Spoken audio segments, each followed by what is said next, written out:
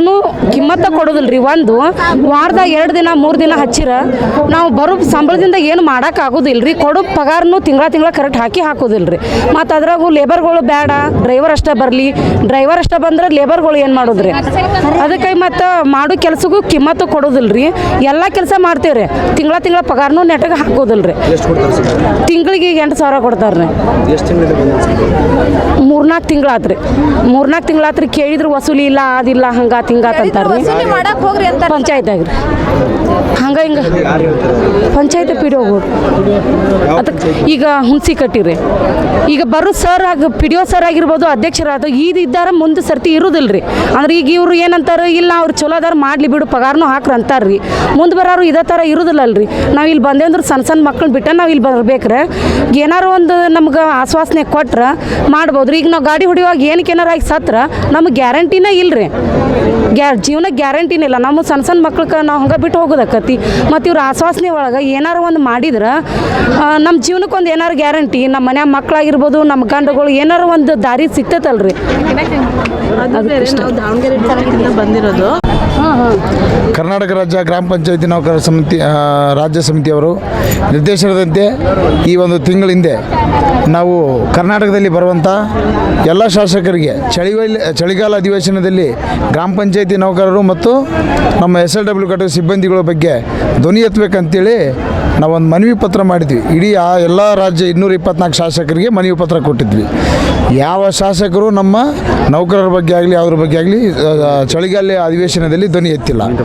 ಒಂದು ಈಗ ನಮ್ಮ ರಾಜ್ಯ ಸಮಿತಿ ತೀರ್ಮಾನದಂತೆ ನಾವು 20, 21, 22 ಅನಿರ್ದಿಷ್ಟ ಹೋರಾಟದ ಮುಖ್ಯಾಂಶಗಳೇನಪ್ಪ ಅಂತಂದರೆ, ಒಂದು ಸೇವಾ ಹಿರಿತನದ ಮೇಲೆ ವೇತನ ಕೊಡಬೇಕಂತೇಳಿ, ಎರಡನೇದು ಏಕಕಾಲಕ್ಕೆ ಅನುಮೋದನೆ ಬಾಕಿ ಇರುವಂಥ ನೌಕರರಿಗೆ ಅನುಮೋದನೆ ಕೊಡಬೇಕಂತೇಳಿ, ಎರಡನೇದು ಈಗ ಹಲವಾರು 30-40 ವರ್ಷಗಳಿಂದ ದುಡಿತಕ್ಕಂಥ ನೌಕರರು ರಿಟೈರ್ಡ್ ಆಗ್ತಾಯಿದ್ದಾರೆ.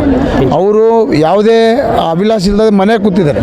ಅವರಿಗೆ ಪೆನ್ಷನ್ ವ್ಯವಸ್ಥೆ ಆಗ್ಬೇಕಂತಂದೇಳಿ ಅದೊಂದು ಒತ್ತಾಯ ಇದೆ. ಅದೇ ರೀತಿಯಾಗಿ ನಮ್ಮ SLW ಘಟಕ ಸಿಬ್ಬಂದಿಗಳು ಅವರಿಗೆ ಸ್ಯಾಲ್ರಿ ಯಾವ ರೀತಿ ಕೊಡ್ತಾಯಿದ್ದೀವಿ ಅಂದರೆ ಅವ್ರಿಗೆ ಹೇಳೋದು ಚಿಂತಾಜನಕ. ಅವ್ರದ್ದು ನಮ್ಮ ತಿಳಿದಂಥ ಗ್ರಾಮ ಪಂಚಾಯತಿಯಲ್ಲಿ 15 ಹಣಕಾಸಿನಲ್ಲಿ ಅನುದಾನ ಇಟ್ಕೊಂಡು ಅವ್ರಿಗೆ ಸ್ಯಾಲ್ರಿ ಮಾಡಿದ್ವಿ. ಈ 25-26 ಸಾಲದಲ್ಲಿ ಅನುದಾನೇ ಬಂದಿಲ್ಲ. ಅವ್ರ ಸ್ಥಿತಿ ಹೆಂಗೆ, ಅವ್ರಿಗೆ ಸ್ಯಾಲ್ರಿ ಕೊಡೋದು ಹೆಂಗೆ? ಇವಾಗ ಬರೀ ವಸೂಲಿ ಮಾಡೋಂಥದ್ದಾರೆ. ಜನ ನೋಡಿದ್ರೆ ಬರೀ ವಸೂಲಿ ಅಂತಂದೇಳಿ ನಿಂದಿರಿಸಿ ಇದು ಮಾಡ್ತಾಯಿದ್ರು. ಅದಕ್ಕಾಗಿ ನಾವು ಸರ್ಕಾರಕ್ಕೆ ಒತ್ತಾಯ ಮಾಡೋದಿಷ್ಟೇ, ನಮ್ಮ 17 ಬೇಡಿಕೆಗಳನ್ನು ಒಳಗೊಂಡು ನಾವು ರಾಜ್ಯ ಸಮಿತಿ ಹೋರಾಟ ನಡೆಸಿದ್ದೇವೆ. 17 ಬೇಡಿಕೆಗಳನ್ನು ನಾಳೆ ಮಧ್ಯಾಹ್ನದವರೆಗೆ 2 ಗಂಟೆವರೆಗೆ ಈಡೇರಿದರೆ ಮಾತ್ರ ನಾವು ಶಾಂತಿಯುತ ಹೋರಾಟ. ಯಾವುದೇ ಆರ್ಡರ್ ಬರಲಾದ ಕಾರಣದಲ್ಲಿ ನಾವು ರೋಡಿಗೆ ಇಳಿದು ವಿಧಾನಸಭೆ ಮುತ್ತಿಗೆ ಹಾಕಿ, ಇಲ್ಲ ಮುಖ್ಯಮಂತ್ರಿ ಮನೆ ಮುತ್ತಿಗೆ ಹಾಕು ಅಂತಂದೇಳಿ ನಾವು ಆಗ್ರಹ ಮಾಡ್ತಾ ಇದ್ದೀವಿ.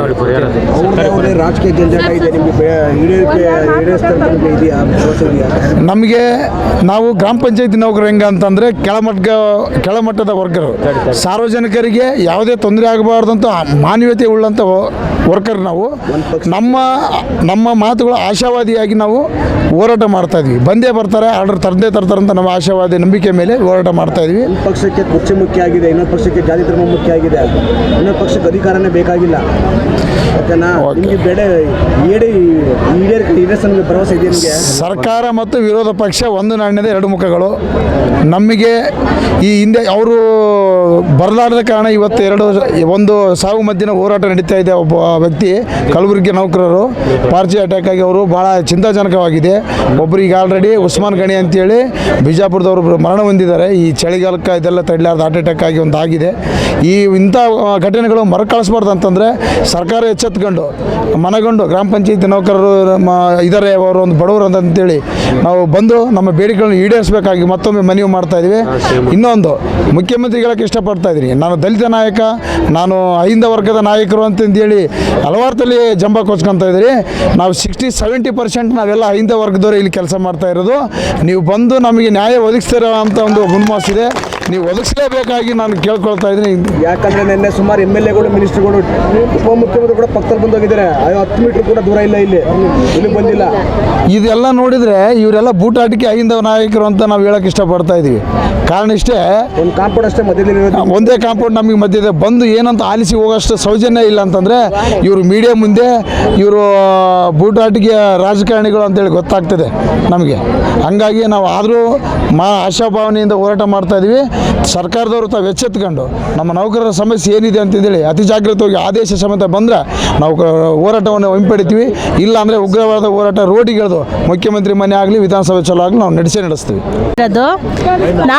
ನಾವು ಯಾವ ಅಧಿಕಾರಿಗಳು ನಮಗೆ ಕೆಲಸ ಕೊಡ್ರಿ, ನಮಗೆ ದಾರಿ ತೋರಿಸ್ರಿ, ಇಲ್ಲ ನಮ್ಗೆ ಜೀವನ ನೋಡಿ ಅಂತ ನಾವು ಯಾರನ್ನೂ ಕೇಳಿಲ್ಲ. ಅವರೇ ನಮ್ಮನ್ನು ಹುಡ್ಕೊಂಡ್ ಬಂದಿದ್ದಾರೆ. ಅವರೇ ನಮಗೆ ನಮ್ಮಲ್ಲಿ ಇಲ್ಲದೆ ಇರೋ ಆಸೆನ ಹುಟ್ಟಿಸಿದ್ದಾರೆ. ಏನಂತ ನೀವು ನಿಮ್ಮ ಕಾಲ ಮೇಲೆ ನಿಲ್ತೀರಾ, ನೀವು ಗಾಡಿ ಓಡಿಸ್ರಿ, ನೀವು ಡ್ರೈವಿಂಗ್ ಕಲೀರಿ, ಹಂಗೆ ಹಿಂಗೆ ಅಂತ ನಮ್ಗೆ ಇಲ್ಲದೆ ಇರೋ ಆಸೆ.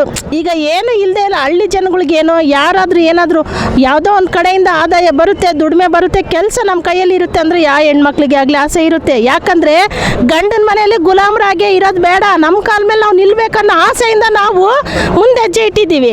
ತರಬೇತಿ ಕೊಡಿಸಿದ್ದೀರಾ, ಬಂಡವಾಳ ಹಾಕಿದ್ದೀರಾ, ಲಕ್ಷ ಬಂಡವಾಳ ಹಾಕಿ ಗಾಡಿ ಕೊಡ್ಸಕ್ಕೈತೆ.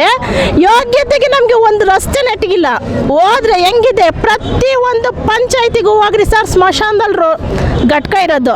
ಸರಿ ಆಯಿತು, ಅದು ಸ್ಮಶಾನದಲ್ಲೇ ಮಾಡೋದು ಓಕೆ. ಒಂದಲ್ಲ ಅಂದರೆ ಇನ್ನೊಂದು ಕಡೆ ಇರುತ್ತೆ, ಅಲ್ಲಿ ಅನುಕೂಲ ನೋಡಿ ಮಾಡಿಕೊಡ್ಬೇಕು ತಾನೆ. ನಂದೇ ತಗೊಳ್ಳಿ ರೀಸನ್, ಯಾರ್ದು ಬೇಡ. ನಾನು ಹೋಗಿ ಡಂಪ್ ಮಾಡಿದ್ದೀನಿ ಅಂದರೆ ಮತ್ತೆ ರಿಟರ್ನ್ ಬರ್ತೀನಿ ಅನ್ನೋ ನಂಬಿಕೆ ನನಗಿಲ್ಲ. ನಾನು ಬೇಕಾದರೆ ಬರ್ಕೊಟ್ಟು ಹೋಗ್ತೀನಿ. ಪ್ರತಿಯೊಬ್ಬರು ಬೈತಾರೆ ಗಂಡಸರು, ನಮ್ಮೂರಲ್ಲಿ ಹಳ್ಳಿಯಲ್ಲಿ ಗಂಡಸರು ಆಟೋ ಹುಡುಗರೆಲ್ಲ ಅಂತಾರೆ, ಅಕ್ಕ ನಿನಗಿದು ಬೇಕಾ, ನಿನಗಿದು ಬೇಕಾ ಅಕ್ಕ ಕೆಲಸ ಅಂತಾರೆ. ಆದರೂ ಕೂಡ ನಾನು ಹೆಜ್ಜೆ ಇಟ್ಬಿಟ್ಟಿದ್ದೀನಿ, ನೋಡೇ ಬಿಡೋಣ, ಅದು ಇಡ್ತೀನೋ ಅದರಲ್ಲೇ ಸಾಯ್ತೀನೋ ಅದರಲ್ಲೇ ಅಂತ. ಪಂಚಾಯತಿ ಒಳಗೆ ಹೋದರೆ ಪ್ರತಿಯೊಬ್ಬರು ಅವರು 6 ವರ್ಷ 5 ವರ್ಷ ಇದ್ದಾಗ ಮೆಂಬರ್ ಎಷ್ಟು ದರ್ಬಾರ್ ಮಾಡ್ತಾರೆ. ನಾವು ಜೀವನ ಪೂರ್ತಿ ಅಲ್ಲೇ ಜೀವನ ಮಾಡ್ಬೇಕು ಅಂದ್ಕೊಂಡು ಬಂದಿರೋರು, ನಮಗೆ ಯಾಕೆ ಅಧಿಕಾರ ಇಲ್ಲ ಅಲ್ಲಿ ಮಾತಾಡೋಕ್ಕೆ? ನಾವು ಹೋಗಿದ್ದೀವಿ ಅಂದರೆ ದೊಡ್ಡದಾಗಿ ದರ್ಬಾರ್ ತೋರಿಸ್ಕೊಂಡು ಮಾತಾಡ್ತಾರೆ. ಅವ್ರಿಗೂ ದೊಡ್ಡದಾಗಿ ದರ್ಬಾರ್ ನಾವು ತೋರಿಸ್ಬೋದು, ಆದರೆ ನಾವು ಯಾಕೆ ತೋರಿಸಲ್ಲ? ನಾವು ಮೊನ್ನೆ ಬಂದಿದ್ದೀವಿ, ನಮ್ಮ ಕೆಲಸ ನಮ್ಮ ಕೈಗೆ ಬರಬೇಕು, ಅದನ್ನು ನಾವು ಪಡ್ಕೊಳ್ಳೋವರೆಗೂ ನಾವು ಸ್ವಲ್ಪ ತಾಳ್ಮೆಯಿಂದ ಇರಬೇಕು ಅಂತ ತುಂಬ ಸುಧಾರಿಸ್ಬಿಟ್ಟಿದ್ದೀವಿ. ಎಷ್ಟು ಅಂದರೆ ಹೇಳ್ಬಾರ್ದಷ್ಟು ಸುಧಾರಿಸ್ಕೊಂಡಿದ್ದೀವಿ. ಇದೇ ಪಿ ಡಿ ಒ ಆಗಿರಲಿ, ಇನ್ನೊಬ್ಬರೇ ಆಗಿರಲಿ, ಮೆಂಬರ್ಗಳು ಕೊಡೋ ಅಷ್ಟು ಸಪೋರ್ಟಿವ್ ನಮಗೆ ಯಾಕೆ ಕೊಡ್ತಿಲ್ಲ? ನಾವೇನು ಅವ್ರ ಥರ ಅಲ್ಲಿ ಇಲ್ಲಿ ಕನ್ನ ಹಾಕಿ ನಾವು ತಿಂತ ಇಲ್ಲ ತಾನೆ. ಅವರು ಒಂದು ಕೆಲಸ 100 ರೂಪಾಯಿ ಕೆಲಸ ಮಾಡಿಸಿ ಲಕ್ಷದ ಬಂಡವಾಳ ತಗೊತಿದ್ದಾರೆ. ನಾವು ಹಂಗೆ ಮಾಡ್ತಿಲ್ಲ ಸರ್. ನಾವು 6 ತಿಂಗಳಿಗೆ 10,000 ತನಕ ನಾನು ಬಂಡವಾಳ ತೆಗಿತೀನಿ. ನಾನು ಘಟಕದಲ್ಲಿ 6 ತಿಂಗಳಿಗೆ ಒಂದ್ಸರಿ ಸೇಲ್ ಮಾಡ್ತೀನಿ. 10,000 ತನಕ ಬಂಡವಾಳ ತೆಗೆದು ಕೊಡ್ತೀನಿ ಅವ್ರ ಕೈಗೆ. ನಾನು ಅನ್ಯಾಯ ಕೆಲಸ ಮಾಡ್ತಾ ಇಲ್ಲ. ತಿಂಗಳಿಗೊಂದ್ಸರಿ ಡೀಸೆಲ್ ನಾನೇ ಹಾಕಿಸ್ತೀನಿ. ತಿಂಗಳಾದರೂ ಡೀಸೆಲ್ ಬಿಲ್ ಕೇಳ್ಬೇಕು ನಾನು, ಸರ್ ಡೀಸೆಲ್ ಬಿಲ್ ಕೊಡಿ ಅಂತ. ಗಾಡಿ ಸರ್ವಿಸ್ ಬಂತು, ಎಲ್ಲಾದ್ರೂ ನಿಂತು ಹಾಳಾಗೋಯ್ತು ಅಂದರೆ ತಿರುಗು ನೋಡಲ್ಲ, ಯಾವನ್ ಬರ್ತಾನೆ ಸರ್. ನಾವು ಹೆಣ್ಮಕ್ಳು ಹೆಲ್ಪರ್ಸು ವಯಸ್ಸಾಗಿರೋರು ಇದ್ದಾರೆಲ್ಲ, ಅವರು ತಳ್ಳಬೇಕು ಹಿಂದೆ, ನಾನು ಮುಂದೆ ಓಡಿಸ್ಬೇಕು. ಎಷ್ಟೋ ಗಾಡಿಗಳು ಮಳೆ ಬಂದಿರೋ ಸಮಯದಲ್ಲಿ ಸಿಗಾಕೊಂಡಿದ್ದಾವೆ. ಮುಂದೆ ಗಾಡಿ ಟಾಪ್ ಮೇಲೆ ಹೋಗಿರುತ್ತೆ, ಹಿಂದ್ಗಡೆ ಲಿಫ್ಟ್ ಕೆಳಗಡೆ ಇರುತ್ತೆ. ಹೆಣ್ಮಕ್ಳು ಏನಾಗಬೇಕು? ಆ ಸ್ಮಶಾನದಲ್ಲಿ ಯಾರು ಇರಲ್ಲ ಆ ಟೈಮಲ್ಲಿ. ಬೆಳಗ್ಗೆ 6 ಗಂಟೆಗೆ ಮನೆ ಬಿಟ್ಟಿದ್ದೀವಿ ಅಂದರೆ 12 ಗಂಟೆ ಆದರೂ ಮನೆ ಸೇರಲ್ಲ ನಾವು. ತಿಂಡಿ ಇಲ್ಲ, ಊಟ ಇಲ್ಲ, ಅಷ್ಟು ವನವಾಸದಿಂದ ನಾವು ಕೆಲಸ ಮಾಡ್ತೀವಿ. ಆದರೂ ನಮ್ಮಲ್ಲಿ ಯಾರಲ್ಲಾದರೂ ಕೈಲಾಗದೆ ಇರೋ ಅನ್ನೋ ಮುಖ ಇದಾವ? ನಮ್ಮ ಕೈಲಿ ಕೆಲಸ ಮಾಡೋಕ್ಕಾಗ್ತಿಲ್ಲ, ನಾವೆಲ್ಲ ಅಸಹಾಯಕರು ಅನ್ನೋ ಥರ ನಾವಿದ್ದೀವ? ಇಲ್ಲ ತಾನೆ. ನಾವು ಅಷ್ಟೆಲ್ಲ ಧೈರ್ಯವಾಗಿದ್ದೀವಿ. ನಮಗೆ ಯಾಕೆ ಸರ್ ಹೆಣ್ಮಕ್ಳಿಗೆ ಸಪೋರ್ಟ್ ಮಾಡಲ್ಲ? ನಾವೇನಾದರೂ ಸುಳ್ಳಾಗಿ ಇಲ್ಲ ಯಾರ ಕಣ್ಣಿಗೂ ಕಾಣದೇ ಇರೋ ಥರ, ಇಲ್ಲ ನಾವು ಕೆಲಸ ಬಿಟ್ಟು ನಾವು ಸಂಬಳ ಕೊಡ್ರಿ ಅಂತ ನಾವು ಕೇಳ್ತಾ ಇದ್ದೀವ? ಏನೂ ಇಲ್ಲ. ನ್ಯಾಯವಾಗಿ ಕೆಲಸ ಮಾಡ್ತಿದ್ದೀವಿ, ನ್ಯಾಯವಾಗಿ ನಮಗೆ ಕೊಡ್ರಿ. ತರಬೇತಿ ಕೊಡೋದಕ್ಕೂ ಮುಂಚೆ ಬಂದು ಕೇಳಿದ್ರಲ್ಲ ಈ ಥರ ಬರ್ರಿ ಟ್ರೈನಿಂಗ್ ಅಂತ. ಆ ಟ್ರೈನಿಂಗ್ ಕೊಡಬೇಕಾದ್ರೆ ನಮ್ಗೆ ಹೇಳ್ಬೇಕಿತ್ತು, ನೋಡ್ರಿ ನಾವು 6 ತಿಂಗಳು ನಿಮಗೆ ಗಾಡಿ ಕೊಡ್ತೀವಿ, 6 ತಿಂಗಳು ಕೆಲಸ ಮಾಡಿಬಿಟ್ಟು ಆಮೇಲೆ ನಿಮ್ಮ ಮನೇಲಿ ನೀವು ಕುತ್ಕೋಬೇಕು. ನಮ್ಮ ಪಾಡಿ ನಾವು ಗುಜ್ರಿಗೆ ಹೋಗಿ ತೊಗೊಂಡೋಗಿ ಲಕ್ಷಗಟ್ಟಲೆ ಬಂಡವಾಳ ಹಾಕಿರೋ ಗಾಡಿನ ತಂದು ನಾವು ಗುಜ್ರಿಗೆ ಬಿಸಾಕೊಂಡು ನಾವು ಪಂಚಾಯತಿಯಲ್ಲಿರೋ ಚೆನ್ನಾಗಿ ಮೆಕ್ಕಿ ನೀರು ಕುಡಿತೀವಿ ಅಂತ ಹಂಗೆ ಹೇಳಿದ್ರೆ ಅವರು, ಅವತ್ತಿನ ದಿನ ನಾವು ಯೋಚನೆ ಮಾಡಿ ತರಬೇತಿ ತಗೊತಾ ಇದ್ವಿ. ಅವ್ರ ಅವಶ್ಯಕತೆ ಇತ್ತು, ಅವ್ರ ಸ್ಥಾನನ ಉಳಿಸ್ಕೋಬೇಕಿತ್ತು. ಅದಕ್ಕೋಸ್ಕರ ನಮ್ಮ ಜೀವನ ಬಲಿ ಮಾಡಿದ್ರು. ನಾವಿಷ್ಟೇ ಕೇಳ್ಕೊಳ್ಳೋದು, ನಮ್ಮ ಕೆಲ್ಸಕ್ಕೆ ನ್ಯಾಯ ಬೇಕು, ನಮಗೆ ಕೆಲಸ ಬೇಕು. ನಾವು ಪ್ರತಿಯೊಬ್ಬ ಹೆಣ್ಮಕ್ಳು ಯಾರ್ಯಾರು 1 ತಿಂಗಳು ಗಂಡ ಮಕ್ಕಳು ಮನೆ ಮಠ ಎಲ್ಲ ಬಿಟ್ಟು ತರಬೇತಿ ತಗೊಂಡಿಯೋ ಅದೇ ಹೆಣ್ಮಕ್ಳಿಗೆ ಗಾಡಿ ಬೇಕು, ಕಂಪಲ್ಸರಿ ಕೆಲಸ ಬೇಕು. ತಿಂಗಳಿಗೆ 5ನೇ ತಾರೀಕು ಒಳಗಡೆ ನಮಗೆ ಸಂಬಳ ಬೇಕು. ಪ್ರಿಯಾಂಕ್ ಖರ್ಗೆ ಅವರಿಗೆ ಏನಾದರೂ ಗಮನಕ್ಕೆ ಇದೆ? ಎಲ್ಲ ಗಮನಕ್ಕೂ ಹೋಗಿದೆ, ಎಲ್ಲರ ಗಮನಕ್ಕೂ ಗಮನಕ್ಕೂ ಹೋಗಿದೆ ಸರ್, ಯಾರ ಗಮನಕ್ಕೂ ಈಗ 2 ವರ್ಷ 3 ವರ್ಷ ಆಗ್ತಾ ಬಂತು, ಎಲ್ಲಾರ ಗಮನಕ್ಕೂ ಹೋಗಿ ಕೊನೆಗೆ ಹಠ ಹಿಡಿದು ಇಲ್ಲಿ ಕುಂತಿದೀವಿ. ನಾಳೆಗೂ ಆಲ್ರೆಡಿ ಸಿದ್ದರಾಮಯ್ಯ ಸರ್ ಅವ್ರಿಗೆ ಹೋಗಿದೆ ನಮ್ಮ ಫೈಲ್ ಎಲ್ಲ, ಆದ್ರೂ ಅವ್ರು ಏನಕ್ಕೆ ರೆಸ್ಪಾನ್ಸ್ ಮಾಡ್ತಾ ಇಲ್ವೋ ನಮ್ಗೆ ಗೊತ್ತಿಲ್ಲ.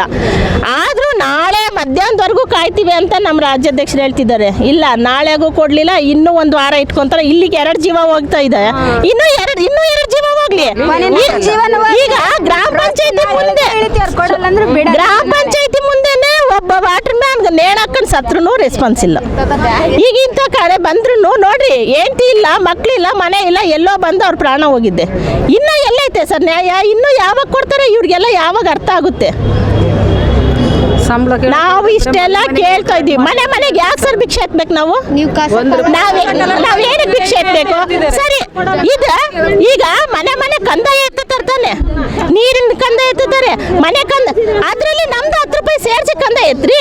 ಇದು ಸ್ವಚ್ಛ ಒಂದು ಇವ್ರಿಗೋಸ್ಕರ ಇವ್ರದ್ದು ಇಷ್ಟು ಅಂತ ಹೇಳ್ಬಿಟ್ಟು ಅದ್ರಲ್ಲೂ ಸೇರಿಸ್ಬಿಟ್ಟು ಯಾಕೆ ಅವ್ರು ಕೊಡಲ್ಲ ಅಂತಾರೆ ನಿಮಗೆ? ನಾವು ಹೋದ್ರೆ ಏನಂತಾರೆ, ನಿಮ್ಮ ಪಂಚಾಯತಿಗೆ ಯೋಗ್ಯತೆಗೆ ಇದು ಕೂಡ ಸಾಲದ, ಅವಾಗಲೇ ಇದನ್ನು ಬಿಟ್ಬಿಟ್ಟಾರೆ, ಹೆಣ್ಮಕ್ಳು ಬಿಟ್ಬಿಟ್ಟಾರೆ ಈಗ ಅಂತ ನಮ್ಮನ್ನು ಉಗಿತಾರೆ. ಇನ್ಯಾವ ತರ ಅರ್ಥ ಮಾಡಿಸ್ಬೇಕು? ಇನ್ಯಾವ ತರ ಸರ್ ಅರ್ಥ ಮಾಡಿಸ್ಬೇಕು ನಾವು? ಅವ್ರಿಗೂ ಹೆಣ್ಮಕ್ಳಿದ್ದಾರೆ, ಅವ್ರಿಗೆ ತಿಂಗಳ ಗೌರ್ಮೆಂಟ್ ಸಂಬಳ ಬರುತ್ತೆ. ಕಷ್ಟ ಏನು ಗೊತ್ತಿಲ್ಲ, ನಮ್ಮ ಕಷ್ಟನ ನಮ್ಗೆ ಮಾತ್ರ ಗೊತ್ತು ಸರ್. ನಾವು ಇನ್ನು ಎಷ್ಟು ಹೆಂಗೆ ಹೇಳ್ಕೊಂಡ್ರು ಅವ್ರಿಗೆ ಅರ್ಥ ಆಗ್ತಿಲ್ಲ. ಅದು ಯಾವಾಗ ಅರ್ಥ ಆಗುತ್ತಂತನೂ ನಮಗೆ ಗೊತ್ತಾಗ್ತಿಲ್ಲ. ಯಾವ ಗಾಡಿಗೂ ಇನ್ಸೂರೆನ್ಸ್ 1 ವರ್ಷ ಅಟ್ಲೀಸ್ಟ್ 3 ತಿಂಗಳು ಕರೆಕ್ಟಾಗಿ ಸಂಬಳ ಕೊಟ್ಟಿದ್ದಾರೆ ಅನ್ನೋದು ನಮಗೆ ಗೊತ್ತಿಲ್ಲ. 3 ವರ್ಷ ಲಕ್ಷ ಬಂಡವಾಳ ಹಾಕಿ ಗಾಡಿ ತರೋದು ಅವಶ್ಯಕತೆ ಏನಿತ್ತು? 6 ತಿಂಗಳು ಅಷ್ಟೇ ಕೆಲಸ ಆದ್ರೆ 6 ತಿಂಗಳು ಕೆಲಸ ಅಷ್ಟೇ ಮಾಡ್ಸೋದಾಗಿದ್ರೆ ಬಂಡವಾಳ ಇಟ್ಟು ಗಾಡಿ ತರಿಸೋದೇನಿತ್ತು? 6 ತಿಂಗಳು ಆದ್ಮೇಲೆ ಆ ಗಾಡಿನ ಏನಕ್ಕೆ ಯೂಸ್ ಮಾಡಬೇಕು? ಅವ್ರಿಗೋಸ್ಕರ ಏನಾದ್ರು ಅನೌನ್ಸ್ಮೆಂಟ್ ಇದ್ರೆ ಬಾರಮ್ಮ ಅಂತ ತಕ್ಷಣ ನಾವು ಹೋಗ್ಬಿಡ್ಬೇಕು. ಸರ್ ಕೆಲಸ ಅಂದ್ರೆ ಸುಮ್ಮನೆ ಇರಮ್ಮ, ದುಡ್ಡಿಲ್ಲ, ಸುಮ್ಮನೆ ಇರಮ್ಮ, ಆದಾಯ ಇಲ್ಲ ಅಂದ್ರೆ ಅವ್ರಿಗೋಸ್ಕರ ನಮಗೋಸ್ಕರ ಯಾರು ಇಲ್ಲ. ನಮಗೋಸ್ಕರ ಯಾರು ಇಲ್ಲ ಅಂದ್ಮೇಲೆ ನಾವ್ ಯಾರನ್ನ ಕೇಳಬೇಕು? ಗಾಡಿಗೂ ಇನ್ಸೂರೆನ್ಸ್ ನಾವು ಪೆದ್ರು ಅವ್ರ ಮಾತು ಮೊರಳಾಗಿ ಅವತ್ತಿನ ದಿನ ಹೋಗಿದ್ದೀವಿ ನೋಡಿ, ಇವತ್ತಿನ ದಿನ ಅನುಭವಿಸ್ತಾ ಇದ್ದೀವಿ. ಇದರಲ್ಲಿ ನಮ್ದು ತಪ್ಪಿದೆ. ಫಸ್ಟ್ ಆಫ್ ಆಲ್ ನಾವು ಯೋಚನೆ ಮಾಡ್ಬೇಕಾಗಿತ್ತು, ನಮಗೆ ಗೊತ್ತಿಲ್ಲ. ನಮ್ಮಲ್ಲೇ ನಾವು ಯಾರನ್ನ ದೊಡ್ಡವರು ಅಂತ ಮುಗಿತೀವೋ ಅವರೇ ನಮಗೆ ಶತ್ರುಗಳಾಗ್ತಾರೆ ಅಂತ ನಮಗೆ ಗೊತ್ತಿರಲಿಲ್ಲ ಸರ್. ಕರ್ನಾಟಕ ರಾಜ್ಯ ಗ್ರಾಮ ಪಂಚಾಯತಿ ನೌಕರ ಸಂಘದ ಈ ಒಂದು 3 ದಿನದ ಅನಿರ್ದಿಷ್ಟ ಮುಷ್ಕರ ಹೋರಾಟದಲ್ಲಿ ಕರ್ನಾಟಕ ರಾಜ್ಯದ ವಿವಿಧ ಜಿಲ್ಲೆಗಳಿಂದ ಎಲ್ಲ ನೌಕರರು ನಾವು ಅತಿ ಉತ್ಸುಕತೆಯಿಂದ 1ನೇ ದಿನ ಪಾಲ್ಗೊಂಡ್ವಿ. ಇವತ್ತು 2ನೇ ದಿನಕ್ಕೆ ಕಾಲಿಡ್ತಾ ಇದ್ದೀವಿ. ಆದರೆ ದುರದೃಷ್ಟಗತಿ ಏನಂತಂದ್ರೆ ನಮ್ಮ ಗ್ರಾಮ ಪಂಚಾಯತಿ ಸಿಬ್ಬಂದಿ ಒಬ್ಬರು ಹೃದಯಾಘಾತದಿಂದ ಸಾವನ್ನಪ್ಪಿದ್ರು, ಜೊತೆಗೆ ಇನ್ನೊಬ್ಬರು ಸ್ಟ್ರೋಕ್ ಆಗಿ ಈಗ ಆಸ್ಪತ್ರೆಯಲ್ಲಿ ಚಿಕಿತ್ಸೆ ಪಡ್ತಾ ಇದ್ದಾರೆ. ಬರೀ ಸರ್ಕಾರ ಇವಾಗ ಸಚಿವರು ಬಂದು ಹೋದರು, ಅಧಿಕಾರಿಗಳು ಬಂದರು. ಸಚಿವರು ಚಲುವರಾಯಸ್ವಾಮಿ ಅವರು ಮುಂಜಾನೆ ತಾನೇ ಬಂದಿದ್ರು ಸರ್. ಅವರು ಇಲ್ಲ, ಮಾನ್ಯ ಮುಖ್ಯಮಂತ್ರಿಗಳು ಹಾಗೂ ಸಚಿವರ ಜೊತೆ ನಾವು ಚರ್ಚೆ ಮಾಡ್ತೀವಿ, ಏನಾದರೂ ಅವ್ರಿಗೆ ಒಂದು ಅನುಕೂಲ ಮಾಡಿಕೊಡ್ತೇವೆ ಅಂತ ಬರೀ ಆಶ್ವಾಸನೆಗಳನ್ನು ಕೊಟ್ಟು ಹೋದ್ರು ಹೊರತು ಇಲ್ಲಿ ತನಕ ಯಾವುದೇ ಥರದ ಅವರ ಕುಟುಂಬಕ್ಕಾಗಲಿ ಯಾವುದೇ ಥರದ ಸಹಾಯ ಮತ್ತು ಇಚ್ಛಾಶಕ್ತಿ ಯಾರೂ ಹೊಂದಿಲ್ಲ. ಮತ್ತು ಈಗಾಗಲೇ ನಮ್ಮ ಸಿಬ್ಬಂದಿ ಇನ್ನೊಬ್ಬರು ಸ್ಟ್ರೋಕ್ ಆಗಿ ಆಸ್ಪತ್ರೆಯಲ್ಲಿ ಚಿಕಿತ್ಸೆ ಪಡ್ತಾ ಇದ್ದಾರೆ. ಅವ್ರ ಬಗ್ಗೆನೂ ಹೇಳಿದ್ದಾರೆ, ನಾವು ಏನಾದರೂ ಅನುಕೂಲ ಮಾಡ್ತೇವೆ ಅಂತೇಳಿ. ಬರೀ ಆಶ್ವಾಸನೆ ಆಯ್ತು ಈ ಸರ್ಕಾರದ್ದು.